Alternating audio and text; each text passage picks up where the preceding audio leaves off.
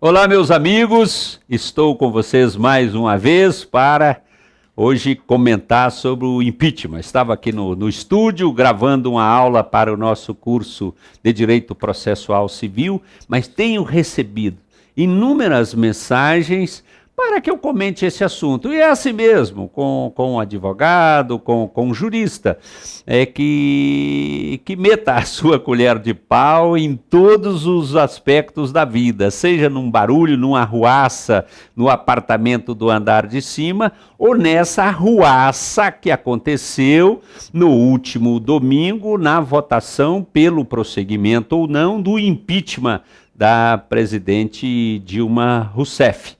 E é sobre isso que eu gostaria de comentar, de falar de esperança. Embora talvez seja muito difícil neste momento falar de esperança, mas falar pelo menos o que eu suponho, ou qual é a ação, qual é a atitude, por parte de qual poder que significaria alguma luz no final do nosso túnel. Porque o final do túnel está muito sombrio. Mas antes dessa fala, eu queria vender para você o meu jabá. Eu estava aqui dando aula e sempre estou mostrando o novo curso didático de Direito Processual Civil. Talvez seja o único livro até agora, é claro, um curso completo e atualizado pela Lei 13.259 de 2016, essa lei que atualizou o novo Código de Processo Civil. É um livro aí com mais de 1.600 páginas e está à venda no portal IED. Para você que é advogado, é estudante de direito, é professor, eu recomendo, e é claro que recomendo, e posso dizer que é um livro que tem grande aceitação. Hoje está entre os livros de processo civil mais vendidos no país. É adotado por boa parte das universidades brasileiras. E um outro, que é este novo Código de Processo Civil comparado. Aqui você encontra o CPC de 73 para o de 2015, essa comparação. Ora, se eu não sei o número do dispositivo do Código 2015, então eu vou primeiro no Código 73 e encontro a referência. E na segunda parte do livro, nessa segunda parte, eu encontro então 2015 para 73. Aquilo que foi alterado está sublinhado. O que houve uma alteração, que é efetivamente direito novo. Se houve apenas alteração redacional, está em itálico.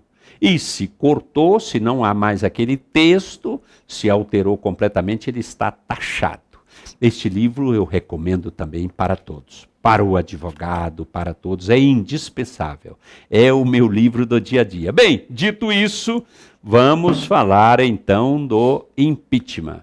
Hoje eu recebi a notícia de que um grupo de senadores está propondo a emenda constitucional. Achei isso interessantíssimo.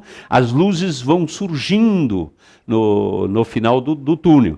Uma emenda constitucional propondo eleições diretas e gerais não, pelo que eu entendi, é só presidente e vice-presidente da República.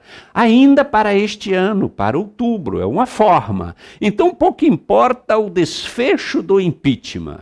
E decorre, talvez, de uma inaptidão de todas as pessoas que estão na cadeia sucessória para exercício do cargo. E aí viria eleições para a escolha de um novo presidente ou de um vice-presidente. Achei muito interessante, tomei a liberdade de escrever para um dos senadores que subscreve a proposta, só para ampliar a proposta. Porque o nosso problema não é da cadeia sucessória para o cargo de presidente. Nosso problema não é de inaptidão sob todos os aspectos, inclusive jurídico, para os que estão todos, ou a maioria deles, acusados de ter praticado graves crimes. Todos que estão na cadeia sucessória, de um modo geral. É a presidente da República, acusada das tais pedaladas fiscais, de crime de responsabilidade, afora outras acusações que não integram o impeachment, como essa ruaça que fizeram. E todos os partidos têm feito essa promiscuidade com o poder econômico, e principalmente para quem está no poder, como essa presidente que aí está, se já está no poder, a farra é mais grossa ainda. Então superfatura obras públicas para pegar para a sua campanha dinheiro do povo, dinheiro público. Se a obra custa 100, cobra-se 200 e repassa então os outros 100 para o partido, partidão que tem um projeto de poder para permanecer no poder pelo menos por um século. Isso nós não podemos aceitar, é claro. Isso teria, ou por si só, seria o caso de afastar a pessoa. Essa história, se é golpe ou se não é golpe, isso é uma conversa fiada. Fiada, porque o criminoso que comparece perante o juiz, ele também não cometeu nenhum delito. E na perspectiva do criminoso, do homicida ou do estuprador, que comparece diante do juiz, aquilo tudo para ele é uma farsa, é um golpe, é uma perseguição, desta forma. Quem vai dizer se cometeu ou não o tal crime de responsabilidade é numa avaliação meramente política, é o julgador. E o julgador, nesse primeiro momento, da mera admissibilidade, é a Câmara dos Deputados. Num segundo momento, o Senado Federal, na admissibilidade e no julgamento do mérito em si. E é um julgamento político. Em boa parte do mundo, o simples fato de haver um descontentamento generalizado com um determinado governante é motivo para afastá-lo. Ah, mas foi o povo que o elegeu? Sim, mas os deputados, os senadores, o parlamento é o representante do povo nessa democracia indireta. Então não vejo problema nisso e acho que essa senhora não tem a menor condição, não reúne as menores condições para governar o nosso país. Nosso país está paralisado por causa da roubalheira na Petrobras, dentro desse projeto de poder, e corromperam meio mundo na política, está paralisado porque mentiu ao povo, que agora está frustrado. Então eu desejo, como brasileiro, ardentemente, que o país encontre um rumo, que o país chegue neste final do túnel. A dificuldade é para enxergar este final do túnel. Neste último julgamento que ocorreu no domingo, esse julgamento de admissibilidade do impeachment contra a presidente da República, cheguei à conclusão que no parlamento, neste parlamento que aí está, não encontraremos solução alguma. Para este parlamento não há salvação. Não teria a rigor sequer legitimidade para julgar. Mas aí não há como. Teria que romper com a ordem constitucional. E isso ninguém quer. Então que se proceda ao julgamento. Embora os julgadores, na sua maioria, ou não reúnem condições intelectuais ou morais, já que dos 513 deputados, 273 deles, segundo a imprensa, estão envolvidos em algum tipo de ilícito ou em alguma citação, seja em delação premiada ou em outra coisa, em última análise, não reúnem bons antecedentes. Ora, se mais da metade do tribunal é suspeita, porque teria praticado ilícitos análogos, semelhantes, então que tribunal é este? Que Câmara é esta?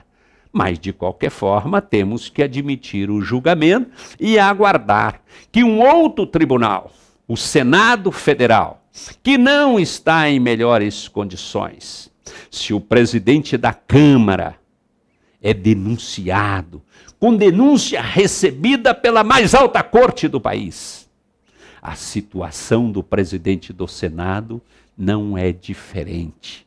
Então são tribunais espúrios, tribunais que não inspiram qualquer confiança, seja no julgado, na pessoa que está sendo julgada, no réu, ou perante o povo brasileiro que parou, e eu parei para assistir esse julgamento que tanto interessa ao nosso país. Mas hoje percebo que talvez realmente seja melhor eleições. Mas não eleições só para presidente. E é por isso que eu mandei uma correspondência para um senador pedindo que se amplie para todos. Que envolva também o parlamento brasileiro.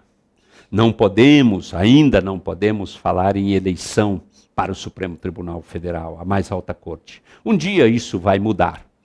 Não creio e acho que não é a melhor saída a eleição.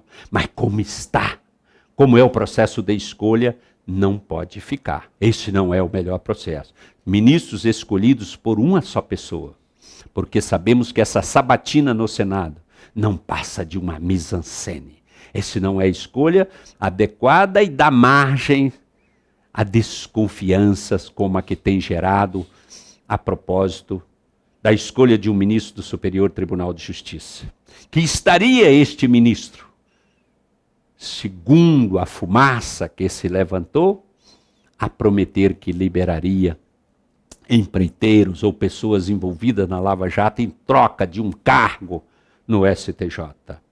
Um novo processo. É preciso pensar um novo processo da escolha dos tribunais de cúpula do nosso país, do Supremo Tribunal Federal e do STJ, para que conversa desse tipo não propaguem, não ganhem corpo e não fiquem como verdadeiras no imaginário popular. É preciso restaurar a credibilidade dos nossos juízes.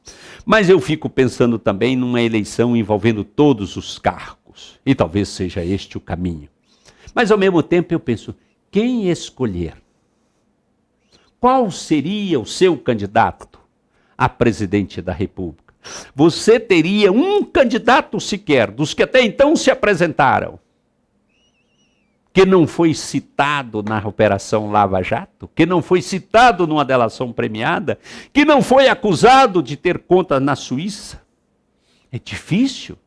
Talvez nas novas eleições, possa aparecer um novo candidato que tenha efetivamente reputação ilibada, que não tenha maus antecedentes, que não tenha conta na Suíça, porque mesmo as contas legais envergonha, e era para envergonhar qualquer brasileiro. Uma pessoa que não acredita no seu país, não pode ser digna de viver neste país. Agora, se é conta ilegal, o lugar de acertar essas contas é um só, é na cadeia. Então, ao mesmo tempo que eu sugiro essas eleições diretas, eu fico imaginando a dificuldade para essa escolha.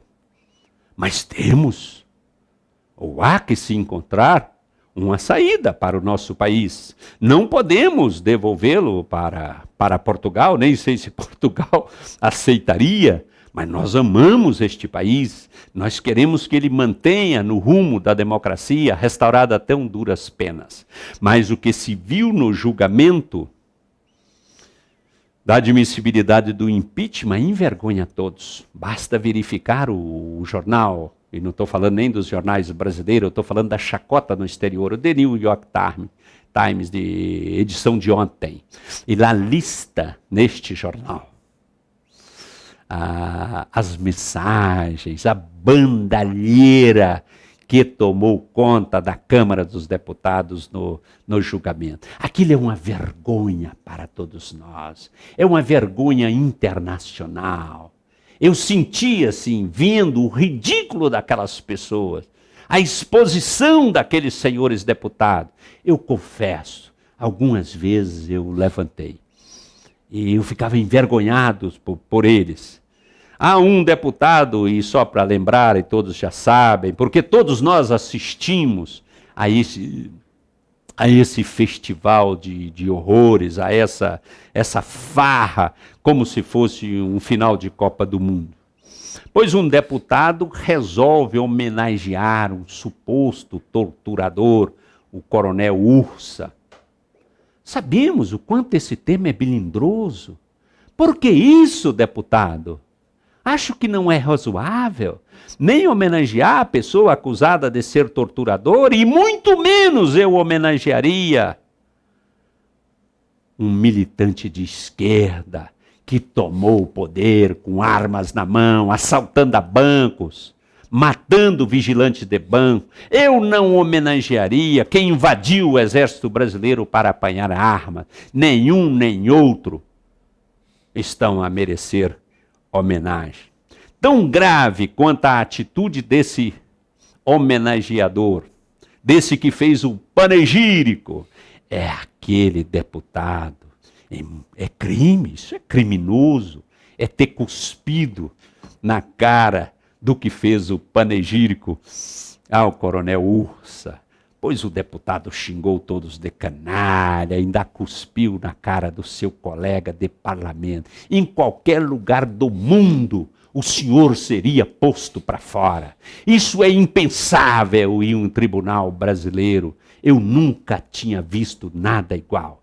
E olha que eu já fui do Ministério Público de Goiás, do Ministério Público do Estado de Minas Gerais, fiquei mais de 25 anos na magistratura mineira, 9 anos no Tribunal de Justiça do Estado de Minas Gerais, e nunca ouvi falar de nada semelhante num órgão julgador como é a condição em que a Câmara dos Deputados atuou no domingo, pois dirigia ao presidente da Câmara como ladrão. Isso dezenas de vezes.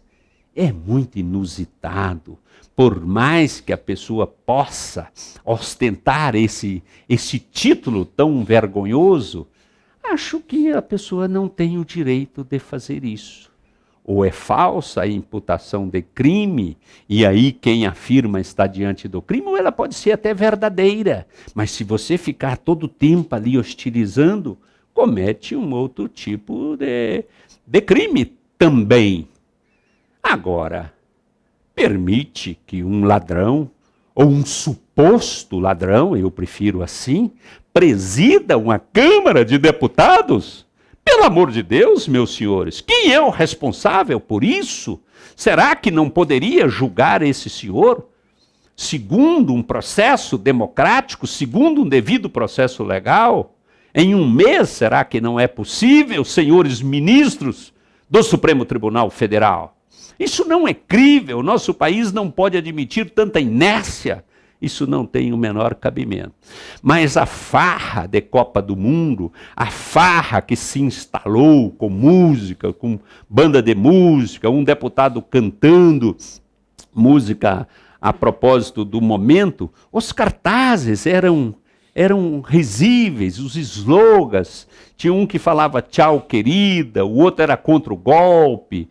Tudo isso de forma muito estúpida, muito ridícula, da mais absoluta falta de gosto. Eu sou acostumado num tribunal, um pequeno tribunal, que julgam questões infinitamente menos importantes do que esta, menos grave. Esta talvez seja a questão mais grave, mas que ali pairava o absoluto respeito.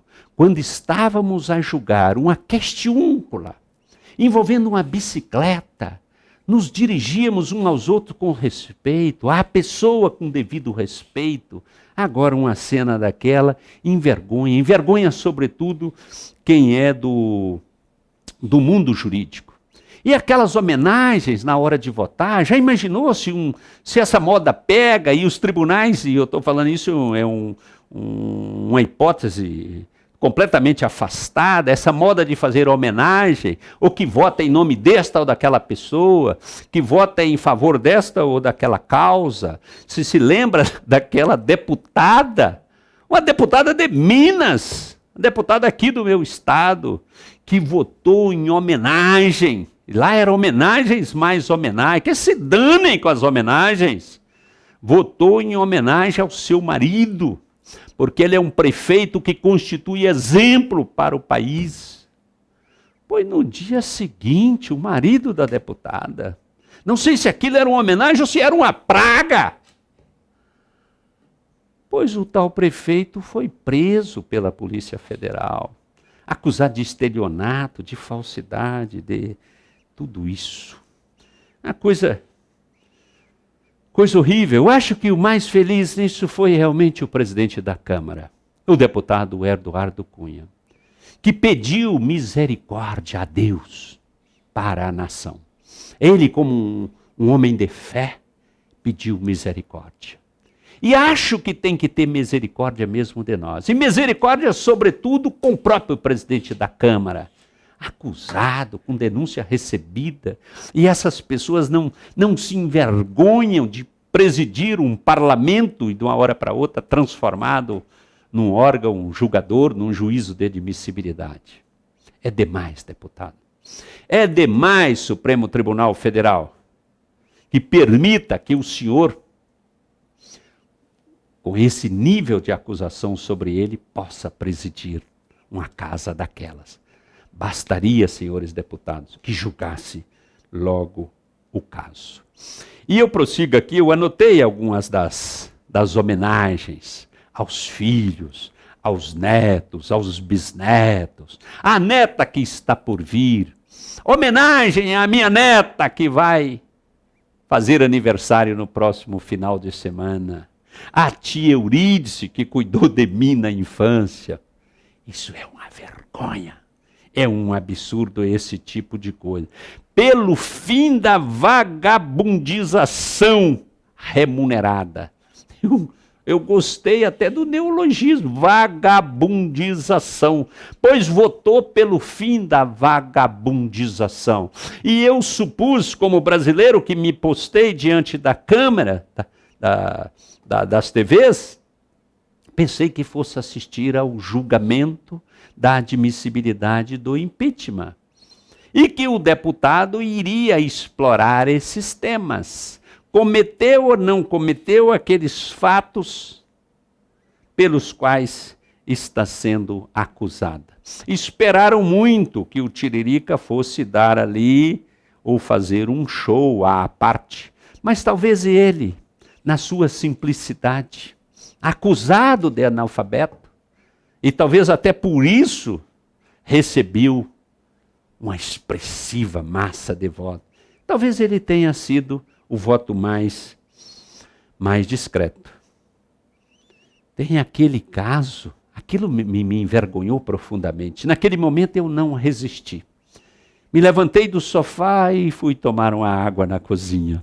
É o deputado que pediu que o filho votasse no lugar dele. Ele queria conceder essa glória ao seu filho. Pelo menos nessa parte valeu a intervenção do presidente da Câmara, deputado Eduardo Cunha. Falou, não, deputado, isso não é possível. Se precisa ensinar isso a um deputado, que o filho dele não pode votar no lugar dele, tal como o filho do ministro do Supremo Tribunal Federal não pode votar naquela casa, tal como o filho do juiz ou do desembargador, que a mulher do prefeito não pode exercer a administração na prefeitura. Um deputado que precisa desse tipo de exortação, me perdoe, ele não pode, não merece ser deputado. E se fizesse uma sessão hoje na Câmara dos Deputados, talvez poucos ficassem ali, porque seriam depostos, perderiam o seu cargo por falta de capacidade intelectual, no mínimo, por decoro parlamentar, que ali o que se viu foi um festival de grosserias, de falta de educação, foi algo patético que mereceu a devida publicação e na imprensa internacional, com muito prejuízo moral para o nosso país. Eu não sei como eu vou encarar alguns amigos do doutorado em Portugal e na Itália, porque as pessoas veem isso. Há aquele que votou pela BR 429, aquele que votou em homenagem à morena mais linda do país, e assim por diante. A Câmara, e vou falar mais coletivamente, o parlamento, na sua inteireza, mostrou que não tem a menor condição de legislar absolutamente nada Talvez por isso o parlamento brasileiro tenha deposto as armas e entregou a legislação do país aos tribunais superiores. Hoje, quem legisla em matéria de direito infraconstitucional é o STJ, com os precedentes, que a rigor deveriam se embasar na lei, mas o que mais vemos no nosso país é precedentes contra leis, porque não se respeita a lei neste país. E todo direito se embasa, ou se embasará de agora em diante, a partir da vigência do novo CPC, em precedentes e num cipoal principiológico que a todos confunde. E que serve para bater em Chico ou proteger o Francisco. E o parlamento envolvido nas mais baixas falcatruas. E vendo aquilo, e eu que conheço um pouco de parlamento, presidente de associação de magistrados que fui, Associação dos Magistrados Mineiros e Associação Nacional dos Magistrados Mineiros, e como tal eu frequentava muito a miúde o parlamento brasileiro. E depois como membro da Comissão de Juristas do Senado Federal, eu convivi.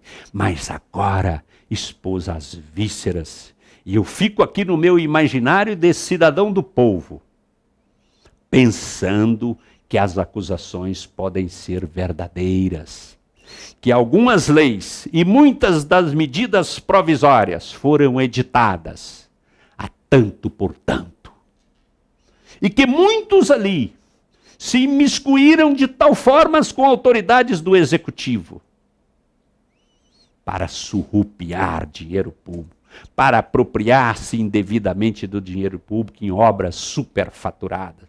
E é tanto dinheiro que eu não sei o que essa gente vai fazer com isso. Eu não imagino nem a soma de dinheiro, o que isso possa representar. Só no navio sonda da Petrobras, o presidente da Câmara de Deputados foi acusado de ter recebido 5 milhões de dólares. E são acusados de ter 5, 10, 20, 50 milhões de dólares nas contas na Suíça. Para que isso serve ao senhor? Mas para além dessa questão moral, temos que achar algum caminho. As eleições efetivamente gerais. Não podemos admitir que as eleições sejam só para presidente. A presidente, que está aí para ser afastada e defenestrada do poder, eu acho que realmente não tem condições. E o país parou com ela. Será que esse vice-presidente tem condições de assumir? Que era o presidente de um partido, que vive do fisiologismo, que vive recebendo os restos do Palácio do Planalto, que sérias acusações contra ele, inclusive um pedido de impeachment. Talvez ele também seja impedido, eu quero crer que sim. Eu vi hoje muitos elogios, não a ele, parece que não há, absolutamente, mas a sua mulher. Fala que ela é uma pessoa do lar, que é bela, que é jovem, que foi o primeiro namorado. Mas nada disso interessa para nós. Não nos interessa a beleza da mulher do Donald Trump, e nem do Michel Temer, e nem a feiura da outra candidata. Isso não vem ao caso. Isso é conversa de uma imprensa que não tem o que falar, ou parece que não tem, porque o assunto sobra. Mas o que eu imagino, e eu não viria aqui, diante desta Câmara, falar com você, se eu não tivesse pelo menos uma proposta, para tentar iluminar um pouco essa escuridão do final do túnel. E eu penso nessa linha de raciocínio é que está faltando. Também uma reestruturação do Poder Judiciário. E me refiro à cúpula. Eu não gostaria de viver num país onde o judiciário ainda, graças a Deus, ainda é a trincheira do cidadão. E viver num país que este ou aquele ministro é acusado de ter trocado o cargo no tribunal por uma promessa de soltar um criminoso da Lava Jato. Então precisa pensar num outro sistema, numa votação mais ampla, mais coletiva, mais representativa da sociedade civil, para que se legitimar, já que eu não acredito tanto assim em eleição, sobretudo em eleição para os ministros do Supremo Tribunal Federal. Mas esse processo de escolha não serve. E se assim continuar, nós teremos os ministros do PSDB, os ministros do PT, os ministros disso ou daquilo outro. E as acusações pululam. E o juiz tem que ser igual à mulher de César. Não pode dar margem para qualquer desconfiança. E hoje, o povo brasileiro desconfia, de certa forma, do judiciário. Mas temos que apresentar a candeia lá no final do túnel. E não há outra candeia no sistema institucional que temos o compromisso de defender, senão por meio do judiciário. E o que eu penso é que o judiciário deva interferir dentro do processo democrático, dentro do devido processo legal, mas com muito rigorismo, com muita consciência da sua importante missão institucional, sobretudo no controle de contas que se faz nos TREs e no TSE. O que eu tenho visto, na ocasião em que eu atuei nesta seara, era um mero controle formal. Prestou conta e o recibinho está aqui, então está certo. É preciso ter consciência e verificar até pelas ruas o que se gasta numa campanha. Para eleger um presidente da República, alguns falam na cifra de R$1 bilhão. E em se chegando a essa conclusão, é preciso investigar imediatamente de onde veio o dinheiro, se é de forma ilícita ou se ele veio por meio de falcatruas, de promessas, de extorquir o povo brasileiro, de roubar o dinheiro da saúde, da educação, das creches, da casa própria, para subvencionar eleições ou projetos de poder, projetos de partido, se manter no poder por um século ou mais. E isso, atuação, cabe ao Poder Judiciário. Cabe também aos órgãos de fiscalização. E me dirijo aqui à Receita Federal. O que está fazendo os senhores? Ora, basta ver a soma de dinheiro de uma pessoa dessa. Se a pessoa começa na vida pública, declarando a quantia de R$100 mil, de um pequeno apartamento de 200 ou de 300, ele não pode, sob pena de ter que se concluir que ele está no crime, praticando crime qualquer que seja ele não pode em 1 ou 2 mandatos transformar o seu pequeno patrimônio numa grande fortuna, inclusive com contas na Suíça. Era preciso chamar essa gente, falou, como é que o senhor conseguiu? O senhor que era um humilde trabalhador, o senhor que era filho de um metalúrgico, e que depois veio a ser filho, veio a ser presidente da República, como é que o senhor conseguiu esses bilhões, meu senhor? Conte para nós. E esse é um papel da nossa brava Receita Federal. Como está, não pode ficar. E todos nós estamos aqui fazendo o papel de bobos, enxergando ou deixando de enxergar aquilo que é óbvio. E o que eu espero do Supremo Tribunal Federal? E isso sim levaria bons fachos de luz para o final do túnel. Já falei da justiça eleitoral que eu espero, já falei da Receita Federal, dos órgãos de fiscalização tributária. É preciso pegar essa gente. E do Supremo. Senhores ministros, o que eu espero é que julguem. Julgue segundo um processo democrático, segundo o devido processo legal, que nada tem a ver com demora, absolutamente que não. Qualquer processo, por mais intrincado que seja, se consegue julgar em 5 ou 6 meses. E se seguisse um prazo desse, este senhor não estaria a presidir a Câmara dos Deputados. Ou estaria, porque os senhores ministros do Supremo Tribunal Federal já poderiam ter dado uma declaração de que ele nada deve, de que efetivamente esse senhor não tem contas na Suíça, de que ele não se corrompeu, de que ele não roubou, de que ele não é ladrão. E aí teria evitado todas aquelas acusações, aquelas infâmias, aquela baixaria na Câmara dos Deputados, senhores ministros. Ou então esse senhor lá não estaria. porque teria um decreto de prisão e hoje Eduardo Cunha estaria na Papuda a cumprir a sua pena. E talvez o presidente do Senado não fosse presidir o Senado nesse prosseguimento do juízo de admissibilidade do impeachment, porque os senhores ministros do Supremo Tribunal Federal já tê-lo-ia mandado para a cadeia. Como para a cadeia, os senhores teriam mandado, segundo as denúncias e as notícias da imprensa, talvez mais de 200 deputados federais, mais da metade do Senado Federal, os senhores ministros, 11 ministros do Supremo Tribunal Federal, eles têm um grave compromisso com a nossa nação.